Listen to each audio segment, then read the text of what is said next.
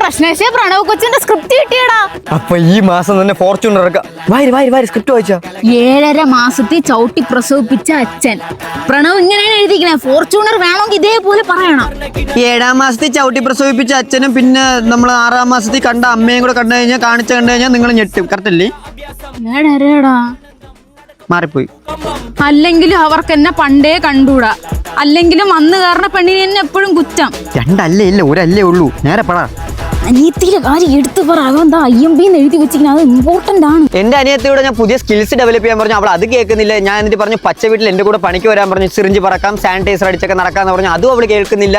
പിന്നെ അത് മാത്രമല്ല 3-4-5 ലൈനുകൾ ഉണ്ട് കേട്ടോ. ലൈനുകൾ അപ്പുറത്തൊരുത്തം പൊട്ടുമ്പോൾ ഇപ്പുറത്തൊരുത്തം നോക്കും, അപ്പുറത്തൊരുത്തം പൊട്ടുമ്പോൾ വീണ്ടും വേറൊരുത്തം നോക്കും. അങ്ങനെ തുരുത്തിയാണ് അവള്. എന്നെ അവർക്ക് കണ്ടുകൂടാത്തെന്ന് വെച്ചാൽ ഞാൻ ഒരു ദിവസം ചായ ഇട്ട് കൊടുത്തപ്പോൾ അതിൽ കുറച്ച് സാനിറ്റൈസർ അടിച്ച്. അത് കുറ്റമാണ്. ഞാൻ ഹൈജീൻ വേണ്ടിയല്ലേ അടിച്ചേ. എന്റെ പൊന്നെ, സ്ക്രിപ്റ്റിലുള്ള പോലെ തന്നെ നീ പറഞ്ഞ. ഈ ആഴ്ച ഒരു ഫോർച്യൂണറിന്റെ മുണ്ടുവെക്കൽ ചടങ്ങുണ്ട്. എല്ലാരും പറഞ്ഞേ. പ്രശ്നേഷ വിളിച്ച് പറയടാ അവിടെ. ഈ മാസം 8-ാം തീയതി നമുക്ക് ആ ഫോർച്യൂണർ ഇറക്കാം കേട്ടോ. ഓക്കെ. എടാ പ്രശ്നേഷേ, സ്വന്തം അമ്മേനെ അനിയത്തിനെ പറ്റി അപവാദം പറഞ്ഞോണ്ട് നടക്കാൻ നിനക്ക് നാണമില്ലേടാ? അതിനെനിക്ക് നാണം ഉണ്ടെന്ന് ഞാൻ പറഞ്ഞില്ലല്ലോ. തന്തയുണ്ടാ? 3 എണ്ണം. ഒന്ന് വെള്ളനാട്, ഒന്ന് വട്ടപ്പാറ, പിന്നെ ഒന്ന് ഇവിടെ ഉണ്ടോ.